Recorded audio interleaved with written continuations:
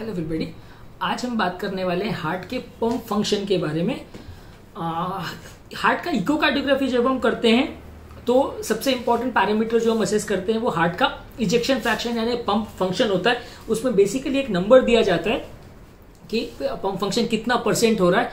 ये हार्ट का सबसे सिंगल मोस्ट इंपॉर्टेंट पैरामीटर है जिसके बारे में बात की जाती है और ज्यादातर आजकल पेशेंट को भी अवेयरनेस होती है जिनको भी हार्ट की बीमारी है कि उनका पंप फंक्शन कितना काम कर रहा है कितना नहीं कर रहा है। आज हम इस बारे में बात करेंगे और क्या क्या चीजों को से इसको इम्प्रोवाइज किया जा सकता है, क्या क्या कारणों से डिटोरिएट होता है, उस बारे में हम बात करेंगे और इसको जानना समझना क्यों लोगों के लिए जरूरी है। बेसिकली हार्ट में 4 चेंबर्स होते हैं, 2 एट्रिया और 2 वेंट्रिकल। बेसिकली लेफ्ट साइड का हार्ट शुद्ध ब्लड पूरी बॉडी में पंप करता है और राइट साइड का हार्ट अशुद्ध ब्लड को लंग्स में पंप करता है। सबसे ज्यादा इंपॉर्टेंट पैरामीटर जो हम वेंट्रिकल का असेस करते हैं वो पंप फंक्शन है। इसमें बेसिकली कितना परसेंटेज ऑफ ब्लड जो हार्ट में आ रहा है उसका कितना परसेंट ब्लड को हार्ट इजेक्ट कर रहा है, इसको एलवी इजेक्शन फ्रैक्शन बोलते हैं। यानी कि कितना परसेंट ब्लड हार्ट में आता है उसका कितना परसेंट हार्ट ब्लड बाहर इजेक्ट कर पाता है, उसको एलवी इजेक्शन फ्रैक्शन बोलते हैं। नॉर्मल व्यक्ति का इजेक्शन फ्रैक्शन 60 to 65% के आसपास रहता है। अगर हार्ट का पंप फंक्शन डाउन होने लगता है तो पेशेंट का प्रॉब्लम्स आने का चांस या मृत्यु होने का चांस कई गुना बढ़ जाता है। जब पेशेंट का पंप फंक्शन 50 to 60 के रेंज में रहता है या 45 to 60 के बीच में रहता है तो उसे नियरली एडिक्वेट मानते हैं। जब पेशेंट का पंप फंक्शन 40 to 45 के बीच में आ जाता है तो उसे माइल्ड एलवी डिसफंक्शन की कैटेगरी में गिना जाता है। जब 35 to 40 के रेंज में रहता है तो उसे मॉडरेट एलवी डिसफंक्शन माना जाता है। और अगर 35 से नीचे जिन लोगों का लेफ्ट वेंट्रिकुलर इजेक्शन फ्रैक्शन होता है उसे सीवियर हार्ट फेलियर की कैटेगरी में गिना जाता है, सीवियर एलवी डिसफंक्शन की कैटेगरी में गिना जाता है। हार्ट का पंप फंक्शन का सिंपल कॉन्सेप्ट मैं आपको बताऊं तो ये बहुत इंपॉर्टेंट पैरामीटर है जो डिसाइड करता है कि व्यक्ति का मृत्यु का चांस कितना ज्यादा है या कितना कम है। हर 5% जो पंप फंक्शन अगर इंप्रूव होता है किसी व्यक्ति का तो मृत्यु का दर हाफ हो जाता है। यानी कि अगर 30 से 35 होता है तो हाफ, 35 से 40 होता है तो और हाफ, 40 से 45 अगर होता है तो और हाफ हो जाता है। उसका उल्टा भी सही है कि अगर 40 से अगर 35 होता है तो किसी का पंप फंक्शन तो मृत्यु दर डबल हो जाता है, 35 से 30 होता है तो और डबल, 30 से 25 होता है तो और डबल। तो मृत्यु दर भी इस पंप फंक्शन के बेसिस पे डिसाइड होता है। लॉन्ग टर्म पेशेंट के सर्वाइवल के या मरने के चांस कितने कम या कितने ज्यादा हैं ये भी पंप फंक्शन के बेसिस पे डिसाइड होता है। इसीलिए हार्ट का पंप फंक्शन कितना है और वो क्या रोल प्ले करता है हमारी लाइफ में उसे समझना जरूरी है और किस तरह से उसे इम्प्रोवाइज करना है वो हम समझ सकते हैं। कौन कौन सी दवाइयां इसके लिए इंपॉर्टेंट है बेसिकली उस बारे में हम बात करेंगे। ये टॉपिक कॉमन व्यक्ति के लिए इसलिए इंपॉर्टेंट है क्योंकि जब डॉक्टर्स आपको बोलते हैं कि आपका हार्ट फंक्शन 45 है, पहले 40 था अभी 45 है, या पहले 35 था अभी 30 है, लोगों को कुछ नहीं समझ में आता कि ये इसका क्या मतलब है और उसका उनके लाइफ में या उनके सर्वाइवल के चांसेस में क्या इंप्लीकेशंस है और इसके लिए क्यों मेहनत करना जरूरी है। कई बार लोग को हार्ट फंक्शन 50% बोला जाता है तो उनको लगता है कि यार 50% ही काम कर रहा है। उनको बेसिक कॉन्सेप्ट ही नहीं रहता कि 50% हार्ट जिनका पंप फंक्शन है वो लगभग नॉर्मल जैसा ही है और व्यक्ति अपना सब काम कर सकता है। और एज कम्पेयर्ड अगर किसी को 35% है तो वो फेलियर की कैटेगरी में आता है और 35 से 25 हो जाता है तो वो सीवियर फेलियर की कैटेगरी में आ जाता है। यानी कि पेशेंट कोई भी एक्टिविटी ना कर पाए और चलना फिरना भी मुश्किल हो जाए। 20-25 से नीचे जिनका पंप फंक्शन होता है उनको कंडीशंस बहुत जल्दी डिटोरिएट करने लगती है। तो अगर आपको पंप फंक्शन का बेसिक कॉन्सेप्ट पता रहेगा तो आप मैनेजमेंट में भी थोड़ा आपको नॉलेज रहेगा कि क्या दवाइयों का यूज करना है और क्या चीजों का यूज करना है। सेकेंडली आप ये भी समझ सकेंगे कि जो थेरेपी आपको दी जा रही है उससे आपकी बॉडी रिस्पॉन्ड कर रही है कि नहीं और जो दवाएं आपको दी जा रही है उससे रिजल्ट्स अच्छे मिल रहे हैं कि नहीं, वो भी आपको असेसमेंट में मदद मिलेगी अगर आप इस कॉन्सेप्ट को समझ सकेंगे। अब बात करेंगे हम इवैल्यूएशन के बारे में। बेसिकली हार्ट का ये जो पंप फंक्शन है ये इकोकार्डियोग्राफिक पैरामीटर से असेस किया जाता है। इकोकार्डियोग्राफी में ज्यादातर एज कार्डियोलॉजिस्ट हम तो जो इन जनरल असेसमेंट होता है एक विजुअल आई असेसमेंट बोलते हैं, इससे ही जज किया जाता है कि हार्ट का पंप फंक्शन अप्रोक्सीमेटली कितना है।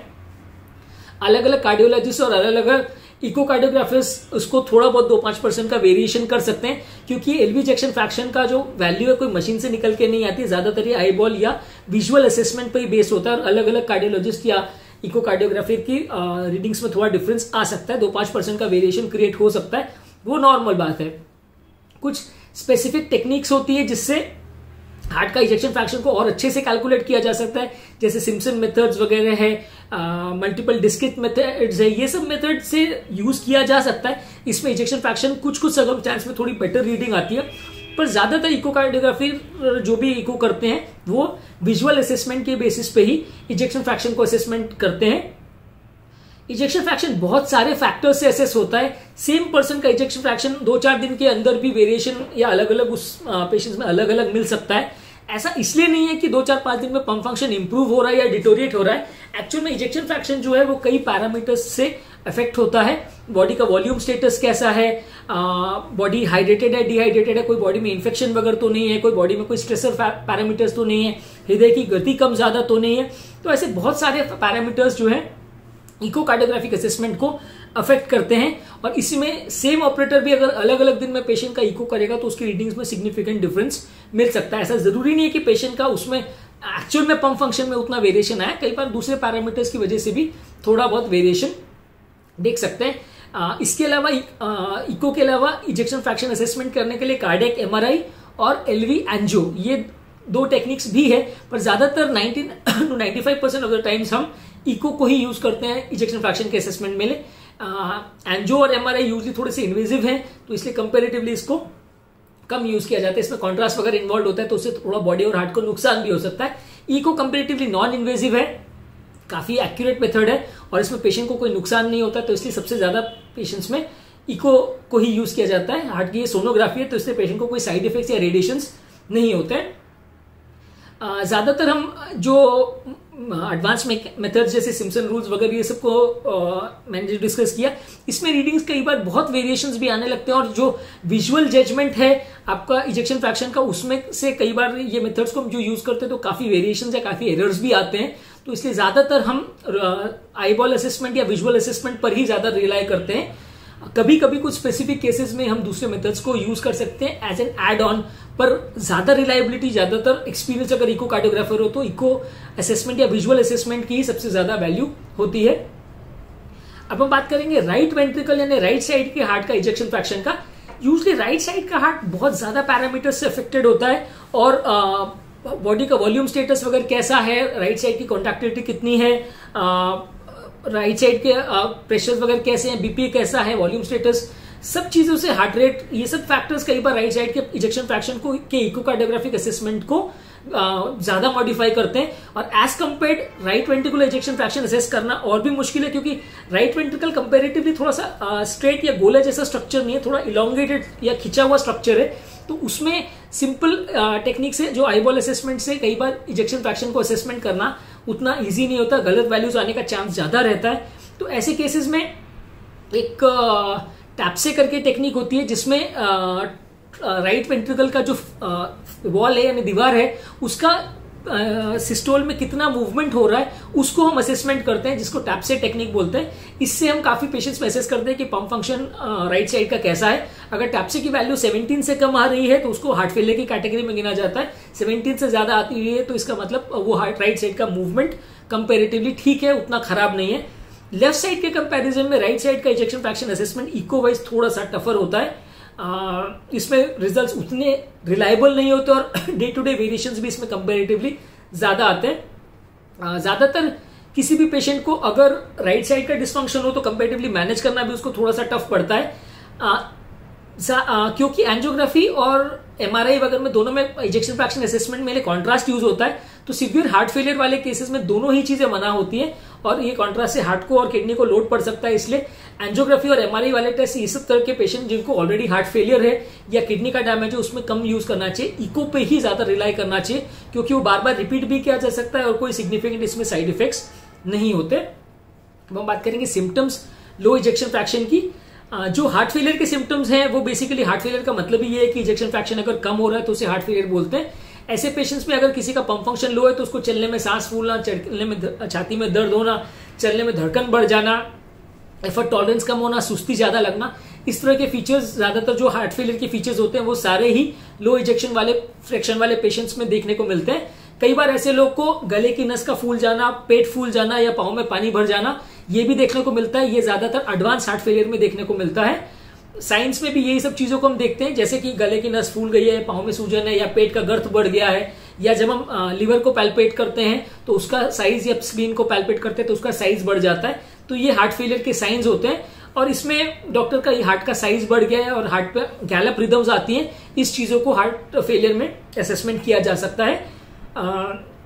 ज्यादातर हार्ट फेलियर के सिम्टम्स चालू तभी होते हैं जब पेशेंट को सीवियर हार्ट फेलियर होता है। जिन लोगों को माइल्ड हार्ट फेलियर है या इंजेक्शन फ्रैक्शन 45-50 के आसपास है, उन लोगों को कोई सिम्टम्स नहीं होते अनलेस वो बहुत सीवियर एक्सर्शन अगर करते हैं, तब तक उनको कोई सिग्निफिकेंट सिम्टम्स नहीं होते। थोड़े बहुत माइल्ड सिम्टम्स हो सकते हैं, पर ज्यादातर सीवियर सिम्टम्स तभी चालू होते हैं जब पेशेंट को सीवियर हार्ट फेलियर होता है, यानी पंप फंक्शन 30-35 से जब नीचे जाने लगता है तभी पेशेंट को सीवियर सिम्टम्स होना चालू होते हैं। और पेशेंट को एक्चुअली ज्यादातर उसी लेवल पे ही पता चलता है कि उसे हार्ट फेलियर चालू हो रहा है।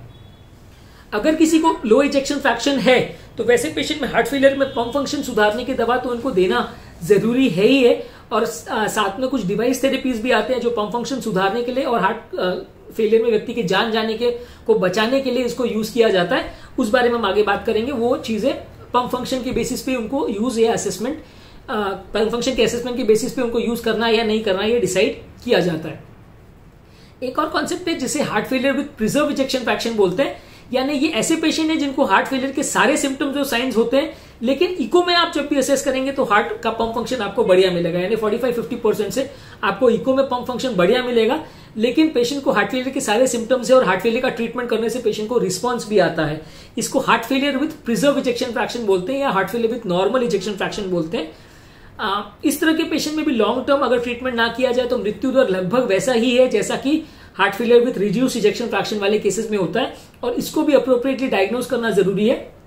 ज्यादातर ये तब सस्पेक्ट करना चाहिए जब पेशेंट को पूरे साइन और सिम्टम्स तो आ रहे हैं लेकिन इको में आपको सारे पैरामीटर्स नॉर्मल मिल रहे हैं, और खासकर अगर पेशेंट को रिस्क फैक्टर्स हैं जैसे कि पेशेंट की उम्र ज्यादा है, फीमेल पेशेंट्स है, उनको वैल्वुलर हार्ट के प्रॉब्लम्स है, एट्रियल फिब्रिलेशन है, नलियों के ब्लॉकेज है, वजन ज्यादा है, मेटाबॉलिक प्रॉब्लम्स है, इस तरह के पेशेंट्स को heart failure with preserve ejection fraction होने का चांस कंपेरेटिवली ज्यादा रहता है। तो इस तरह के पेशेंट्स में आपको ये सस्पेक्ट करना चाहिए, और ऐसे लोगों को अगर सिम्टम्स हो रहे हैं तो उनको हार्ट फेलियर के लाइंस पे आपको ट्रीटमेंट भी करना चाहिए। अब हम बात करेंगे हार्ट फेलियर को इजेक्शन फ्रैक्शन को इंप्रूवमेंट कैसे किया जाता है। सबसे पहले मेडिसिन के बारे में बात करेंगे। इसमें कुछ स्पेसिफिक मेडिसिन है जो हार्ट का शेप को खराब होने से बचाती हैं और हार्ट फेलियर में पेशेंट का पंप फंक्शन को इंप्रूव करती है। जैसा कि हमने बोला कि इंप्रूवमेंट बहुत ज्यादा जरूरी है, क्योंकि हर 5% जो पंप फंक्शन सुधरता है मृत्यु दर हाफ हो जाता है, और हर 5% जो पंप फंक्शन बिगड़ता है मृत्यु दर डबल हो जाता है। तो इसलिए हर 2-4% भी जो अगर पंप फंक्शन सुधरे उसके लिए हमें एफर्ट करना चाहिए। ये एफर्ट करने के लिए मेडिसिन का अपना रोल है। इसके अलावा पेशेंट को डाइट पर भी विशेष ध्यान देने का जरूरत है। हार्ट के लिए जो चीजें अच्छी है वो चीजें पेशेंट को यूज करना चाहिए। हर चीज व्यसन से या कोई भी एडिक्शन से परहेज करना जरूरी है, क्योंकि स्मोकिंग, अल्कोहल, टोबैको, च्यूइंग ये सारे व्यसन ही हार्ट को डैमेज करते हैं, तो इनसे भी बचने की जरूरत है। और डेली एक्सरसाइज से भी इसमें मदद मिलती है। मैं ऐसा नहीं कहूंगा कि सिर्फ एक्सरसाइज करने से पंप फंक्शन सुधर जाएगा, लेकिन एक्सरसाइज करने से पेशेंट का ओवरऑल स्टैमिना बढ़ जाता है और पेशेंट को सिम्टम्स भी कंपैरेटिवली कम हो जाते हैं। बेसिकली हार्ट फेलियर में ज्यादातर सिम्टम्स सांस फूलने की वजह से ही होते हैं। तो अगर व्यक्ति अच्छा एक्सरसाइज कर रहा है और रेगुलर चलने को जाता है, रेगुलर एक्सरसाइज करता है, जिम वगैरह करता है, तो कंपैरेटिवली सांस फूलने वाली प्रॉब्लम्स काफी उसमें कम हो जाती हैं। हार्ट फेलियर का पंप फंक्शन इंप्रूव करने के लिए 4-5 इंपॉर्टेंट तरह की दवाइयां हैं। इसमें सबसे पहला दवाई है beta blockers. Beta blockers basically heart की गति और उसकी कॉन्ट्रैक्टिलिटी को कम करती है, हार्ट को बेसिकली रिलैक्स करती है। ज्यादातर केसेस में इसे लाइफ टाइम लेना चाहिए। ज्यादातर ये जिनको सीवियर हार्ट फेलियर होता है उसमें ये इंडिकेटेड है, और जिन लोग को एस्थमा का प्रॉब्लम है या जिन लोग को सीवियर डायबिटीज है या जिन लोग को हार्ट की गति बहुत ज्यादा कम है उसमें ये दवा मना है। किसी किसी को दवा से सेक्सुअल डिस्फंक्शन हो सकता है। इसके अलावा एसी इनहिबिटर्स करके दवाई आती है, ज्यादातर रामिप्रिल, पेरिंडोप्रिल, एनालिप्रिल इस नाम से मार्केट की जाती है। ज्यादातर ये हार्ट का पंप फंक्शन को 5 से 10% तक इंप्रूवमेंट कर सकती है। हर हार्ट फेलियर वाले पेशेंट को इसको देना चाहिए। ज्यादातर 5 से 7% लोग को इस दवा से साइड इफेक्ट ये होता है कि उनको सूखी खांसी हो सकती है, थोड़ा कमजोरी लग सकता है, थोड़ा एलर्जिक टेंडेंसी हो सकती है, किसी किसी को मुंह में स्वेलिंग जिसे एंजियोइडिमा बोलते हैं वो हो सकता है। ये इस दवा के साइड इफेक्ट से चांसेस 5% से भी कम है। ज्यादातर ये दवा लाइफ टाइम लेनी पड़ती है, और जो लोग को सीवियर हार्ट फेलियर है उनको सबसे ज्यादा बेनिफिट करती है। जिन लोग को दवा से एलर्जिक टेंडेंसी है या जिनको सीवियर किडनी फेलियर है या पोटेशियम लेवल्स बहुत ज्यादा है तो उसमें ये दवा कॉन्ट्राइंडिकेटेड यानी मना होती है। इसके अलावा स्पाइनोलैक्टोन एंटागोनिस्ट, ज्यादातर ये भी हार्ट फेलियर को इंप्रूवाइज करती है, पंप फंक्शन को सुधारती है, हार्ट फेलियर में धबकारा की अनियमितता से मृत्यु होने के चांस को कम करती है। ये दवा हर हार्ट फेलियर वाले पेशेंट जिनका पंप फंक्शन लो है, लेस देन 45% है, सबको देना चाहिए। किसी किसी को दवा के साइड इफेक्ट से मेल पेशेंट में अगर दिया जाता है तो हार्मोनल इंबैलेंस हो सकता है, क्योंकि दवा थोड़ा सा एस्ट्रोजन कंटेंट को बढ़ाती है, तो निपल्स के आसपास मेल पेशेंट में थोड़ा स्वेलिंग डेवलप हो सकता है और गठान डेवलप हो सकती है, पेन हो सकता है, जो कि दवा बंद करने से अपने आप चला जाता है। एक चीज जानने की जरूरत है कि हार्ट की ज्यादातर दवाइयों में जो भी साइड इफेक्ट होते हैं वो टेम्पररी होते हैं। दवा बंद करने के 5-7 दिन के अंदर वो अपने आप नॉर्मल हो जाते हैं। तो इसके लिए कोई पैनिक करने की जरूरत नहीं है, कोई टेंशन लेने की जरूरत नहीं है और इसमें लॉन्ग टर्म आपको प्रॉब्लम नहीं आएगी। ये स्पाइनोलेक्टिन एंटागोनिस्ट ज्यादातर हर हार्ट फेलियर जिनका पंप फंक्शन लो है उसमें बेनिफिशियल है। और जिन लोग को सीवियर किडनी का डैमेज है, क्रिएटिनिन लेवल्स 1.5 से ज्यादा है और पोटेशियम लेवल्स 5 से ज्यादा है, उसमें ये कॉन्ट्राइंडिकेटेड है यानी मना है। नेक्स्ट दवाई है SGLT2 इनहिबिटर। ज्यादातर ये दवाई डेपैग्लिफ्लोजिन, एम्पैग्लिफ्लोजिन, केनाग्लिफ्लोजिन इस नाम से आती है। इसका बेनिफिट ये है, इसका इफेक्ट बेसिकली ये है कि बॉडी के एक्स्ट्रा शुगर को ये यूरिन में निकाल देती है। तो डायबिटिक पेशेंट को डायबिटीज कंट्रोल में भी मदद करती है। नॉन डायबिटिक पेशेंट में भी ये दवाई US FDA अप्रूव्ड है क्योंकि ये पंप फंक्शन को सुधारती है, हार्ट फेलियर को कम करती है, मृत्यु दर को कम करती है, बॉडी वेट को भी कम करती है। लॉन्ग टर्म किडनी प्रोटेक्शन में इसका रोल है। तो ये दवा हर हार्ट फेलियर वाले पेशेंट को, खासकर अगर किसी को डायस्टोलिक हार्ट फेलियर भी है तो भी ये दवा उनको देना चाहिए, क्योंकि डायस्टोलिक हार्ट फेलियर में एकमात्र यही दवा है जिसका सबसे ज्यादा रोल देखा गया है। ये दवा का साइड इफेक्ट ये है कि किसी किसी को, क्योंकि ये एक्स्ट्रा शुगर को यूरिन में निकालती है, तो किसी किसी को पेशाब में जलन होना या पेशाब का रंग बदलना या उसमें झाग आना या इन्फेक्शन होना, इस तरह के साइड इफेक्ट्स हो सकते हैं। इस दवा को भी ज्यादातर लाइफ टाइम कंटिन्यू रखना चाहिए। ये डायबिटिक और नॉन डायबिटिक दोनों ही लोगों में दिया जा सकता है। नॉन डायबिटिक के कंपैरिजन में डायबिटिक पेशेंट में इसको देना ज्यादा बेनिफिशियल है, पर नॉन डायबिटिक में भी अगर हार्ट फेलियर है या किडनी फेलियर है तो डेफिनेटली इसको देना चाहिए। जिन लोग को इस दवा से थोड़ा एलर्जिक टेंडेंसी है या पेशाब में इन्फेक्शन हो रहा है या पेशाब की जगह पे इन्फेक्शन वगैरह हो रहा है, वैसे लोगों को ये दवा अवॉइड करनी चाहिए। पर साइड इफेक्ट्स का चांसेस 5% से भी कम है और ये रिवर्सिबल है, अपने आप ठीक हो जाते हैं थोड़े दिन में। ट्राइमेटाजिडिन करके एक दवा है जो बहुत छोटी स्टडीज है, शो करती है कि हार्ट का पंप फंक्शन सुधारती है। हार्ट फेलियर में एड ऑन थेरेपी के हिसाब से इसको यूज किया जा सकता है, पर मेन स्टे या मेन दवाओं में से ये नहीं आता है। इसके अलावा कोएंजाइम Q, लिवोकार्नेटिन और इस तरह के कई मॉलिक्यूल्स आते हैं, अल्फा ये ओमेगा 3 फैटी एसिड्स, ये सब भी हार्ट फेलियर में यूज किए जाते हैं, पर इनका बहुत ज्यादा रोल नहीं है और कॉस्ट इनका कंपेरेटिवली ज्यादा है। तो कॉस्ट बेनिफिट रेशियो इनका इतना फेवरेबल नहीं है।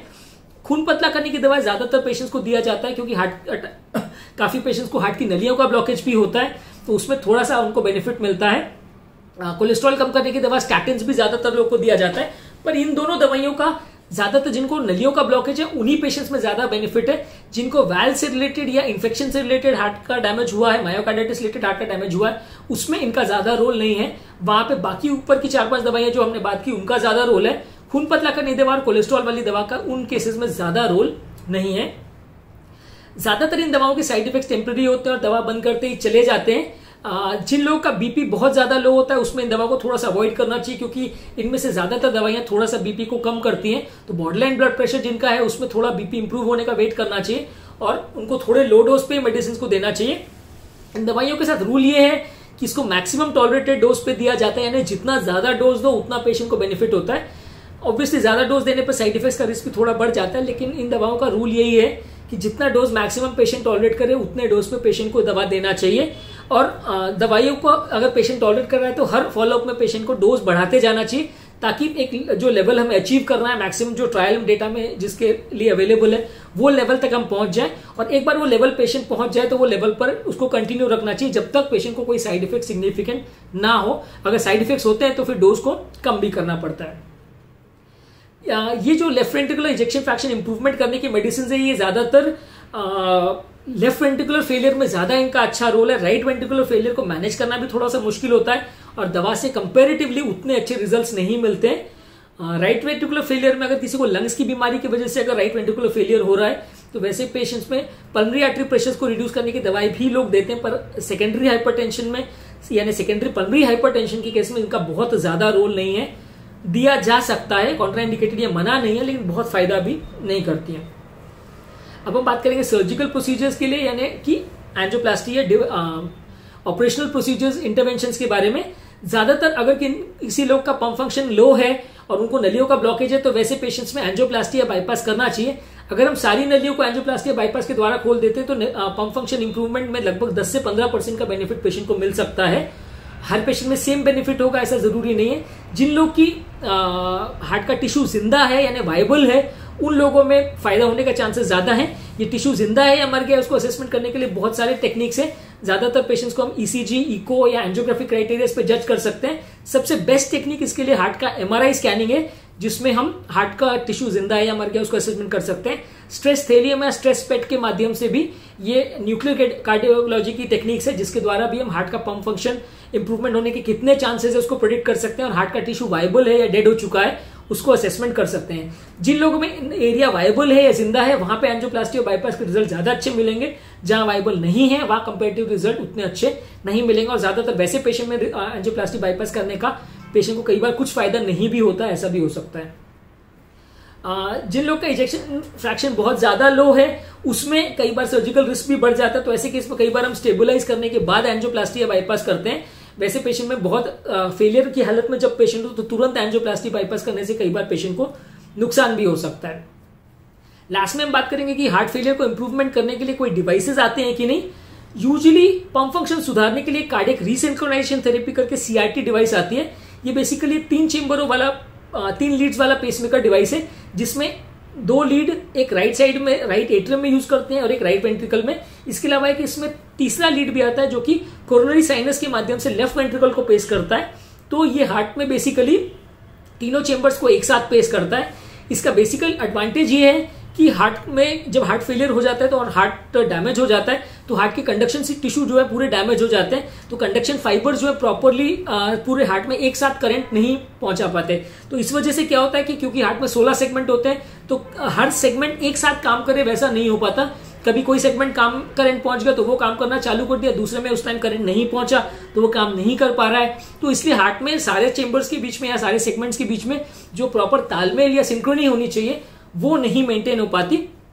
ऐसा ज्यादातर जिन लोग को ईसीजी में एलबीबी मॉर्फोलॉजी है उसमें ज्यादातर ये देखने को मिलता है।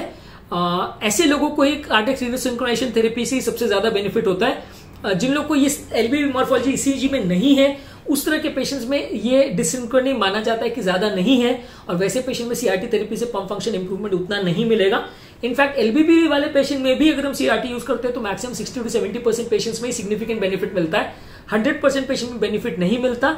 हर पेशेंट में इसको इसलिए नहीं यूज किया जाता क्योंकि डिवाइस का थोड़ा कॉस्ट ज्यादा है, लगभग 3-4 लाख जैसा डिवाइस आता है। तो इसलिए हर पेशेंट में जहां पेशेंट डिमांड करता है या पेशेंट अफोर्डेबल होता है वहां पे इसको ज्यादा यूज किया जाता है क्योंकि थोड़ा सा कॉस्टली थेरेपी है। इसके अलावा एक जान बचाने के लिए एक AICD करके डिवाइस होता है। ज्यादातर जिन लोग का पंप फंक्शन 35% से नीचे हो वहां पेशेंट की जान जाने का सबसे इंपॉर्टेंट कारण सडनली धबकारा अनियमित होता है, वो सबसे इंपॉर्टेंट जान जाने का कारण होता है। तो वैसे पेशेंट्स में हम AICD करके डिवाइस यूज करते हैं। सडनली अगर पेशेंट का धबकारा अनियमित हो जाता है तो ज्यादातर पेशेंट घर पे ही मर जाते हैं और हॉस्पिटल तक नहीं पहुंच पाते हैं। तो वैसे पेशेंट घर पे ना मरे और उनका धबकारा अगर अनियमित हो तो उनको मैनेज किया जा सके और घर पे ही शॉक डिलीवर किया जा सके ताकि वो पेशेंट हॉस्पिटल तक पहुंच पाए। तो इस चीज के लिए AICD डिवाइस होता है। ये बेसिकली सिंगल और डबल चेंबर 2 टाइप्स का आता है। इसमें हार्ट के राइट साइड के चेंबर्स में हम एक इलेक्ट्रोड लगा देते हैं और अगर हार्ट का धबकारा अनियमित होता है तो ये उसको अपने आप ही सेंस कर लेता है और कुछ मैन्यूवर्स के द्वारा पहले तो उसको नॉर्मलाइज करने की कोशिश करता है पेस करके। अगर वो नहीं नॉर्मलाइज होते हैं तो अंदर से शॉक डिलीवर करके हार्ट को नॉर्मलाइज करके रीस्टार्ट करने की कोशिश करता है ताकि पेशेंट को बाकी थेरेपीज के लिए हॉस्पिटल पहुंचने का थोड़ा सा टाइम मिल जाए। हार्ट फेलियर के लिए पंप फंक्शन को सुधारने के लिए कुछ सर्जिकल टेक्निक्स भी आती हैं। जिन लोग को वैल्व्स का प्रॉब्लम है वो बेसिकली वैल्व सर्जरी कराएं तो सिग्निफिकेंट इंप्रूवमेंट आ सकता है। जिन लोग को हार्ट बहुत ज्यादा डायलेटेड है और हार्ट का अटैक की वजह से कोई अन्यूरिज्म बन गया है, यानी हार्ट का कोई एरिया बलून जैसे या गुब्बारे जैसा फूल गया है, तो उसमें अन्यूरिज्म रिसेक्शन सर्जरी कर सकते हैं जिसमें वो अन्यूरिज्म वाले पोर्शन को कट कर देते हैं। या एक डोर प्रोसीजर होता है जिसमें कि हम वो अन्यूरिज्म वाले सेक्शन में एक मेम्ब्रेन लगा देते हैं ताकि ब्लड उस अन्यूरिज्म वाले सेक्शन में जाना बंद हो जाए। तो ये सब सर्जिकल टेक्निक्स यूज कर सकते हैं, पर ये काफी इन्वेजिव टेक्निक्स है और बहुत ज्यादा लोग इसको प्रेफर नहीं करते क्योंकि इन सबको करने के लिए भी ओपन हार्ट सर्जरी ही करनी पड़ती है। जिन लोग का हार्ट बहुत ज्यादा फेलियर में है उनको ऑब्वियसली हार्ट ट्रांसप्लांटेशन की जरूरत पड़ती है, पर ऑब्वियसली ट्रांसप्लांटेशन थोड़ा डिफिकल्ट है, डोनर्स अवेलेबल नहीं होते, थोड़ा कॉस्टली प्रोसीजर है और ट्रांसप्लांटेड हार्ट भी बहुत साल नहीं चलता है। इसके लिए ट्रांसप्लांटेशन रूटीन पेशेंट में रिकमेंडेड नहीं होता, early stages of heart failure में रिकमेंडेड नहीं होता है। लास्ट में हम ये बात करेंगे कि टॉपिक कॉमन लोगों के लिए इंपॉर्टेंट क्यों है। बेसिकली हार्ट का पंप फंक्शन के बारे में हम सुनते तो बहुत हैं लेकिन हमें इस बारे में कुछ भी नहीं पता रहता कि ये क्या चीज है और कितना एक्चुअल में होता है, और अगर 50% चल रहा है तो वो कितना अच्छा है और 25% चल रहा है तो वो कितना बुरा है, ये हमें कुछ भी नहीं पता रहता। और इसमें जब भी डॉक्टर हमें कोई पैरामीटर बता देता है तो हम उसे सुन के जरूर आ जाते हैं लेकिन उसके बारे में हमें कोई इन्फॉर्मेशन नहीं होती। अगर एक्चुअल में हमें इसके बारे में पता रहे और जानकारी रहे कि कैसे उसे इम्प्रोवाइज कर सकते हैं तो लॉन्ग टर्म हम उन दवाइयों को भी लेने में ज्यादा उनको दवाइयों को भी ज्यादा सीरियसली लेंगे, उस टेक्निक्स या उन थेरेपीज को भी ज्यादा सीरियसली फॉलो करेंगे, और हम भी ट्रीटमेंट या थेरेपी का पार्ट बन सकते हैं ये असेसमेंट करने में कि हमारा पंप फंक्शन या हमारे थेरेपी से प्रॉपर रिस्पांस आ रहा है या नहीं। क्योंकि हम सिर्फ अगर डॉक्टर पर रिलाई करते हैं तो कई बार डॉक्टर क्योंकि टाइम का कंस्ट्रेंट रहता है तो हमें आधी अधूरी इन्फॉर्मेशन देते हैं और हमें बीमारी के बारे में प्रॉपरली पता ही नहीं चल पाता कि एक्चुअल में हमारा हार्ट का परफॉर्मेंस कैसा है, क्या चीजें हम कर सकते हैं, क्या नहीं कर सकते, और हमारा एवरेज लाइफ एक्सपेक्टेंसी कितना है, हम कितने साल जी पाएंगे नहीं जी पाएंगे, वो सब चीजों को हम असेसमेंट नहीं कर पाते। मेरे इस चैनल का पर्पस ये है कि हार्ट से रिलेटेड और हार्ट की सारी बीमारियों से रिलेटेड सारी इन्फॉर्मेशन को हम जो भी चीज पेशेंट्स के लिए रिलेवेंट है उसको साधारण भाषा में हम पेशेंट के सामने रखें, ताकि पेशेंट्स को एक अवेयरनेस क्रिएट हो कि उसको बीमारी का इलाज किस तरह से करना है और उसको मैनेजमेंट में वो भागीदार बन सके। आज की दुनिया में जब हम ज्यादातर कोई भी इक्विपमेंट लेने से पहले, कोई भी मोबाइल फोन, कोई भी speaker phone, television, car, scooter, कुछ भी लेने से पहले हम 50 रिव्यूज देखते हैं और उसके बारे में तब हम एक इन्फॉर्म डिसीजन लेते हैं कि हमारे लिए कौन सा चीज सबसे अच्छा है। वो ट्रेंड आज के डेट पे हेल्थ केयर सेक्टर में अवेलेबल नहीं है। ज्यादातर लोग हेल्थ के बारे में सिर्फ डॉक्टर्स पे ही रिलाई करते हैं और हमें कुछ भी नहीं पता रहता कि डॉक्टर ने क्या डिसीजन लिया और वो हमारे लिए क्या इंपॉर्टेंस रखता है और लॉन्ग टर्म इसमें क्या प्रॉब्लम्स आ सकती हैं, हमें उस बारे में कुछ नहीं पता रहता। जबकि ऑब्वियसली बाकी सब चीजों से तो इस बारे में जानकारी रखना और ज्यादा जरूरी है। अगर आपको हमारे चैनल का कॉन्सेप्ट अच्छा लगता है तो हमारे वीडियो को लाइक कीजिए, अपने रिलेटिव्स या फ्रेंड्स जिनको भी हार्ट या हार्ट रिलेटेड कोई भी प्रॉब्लम्स है उनके साथ इस वीडियो के लिंक को शेयर कीजिए और इस चैनल को सब्सक्राइब करें।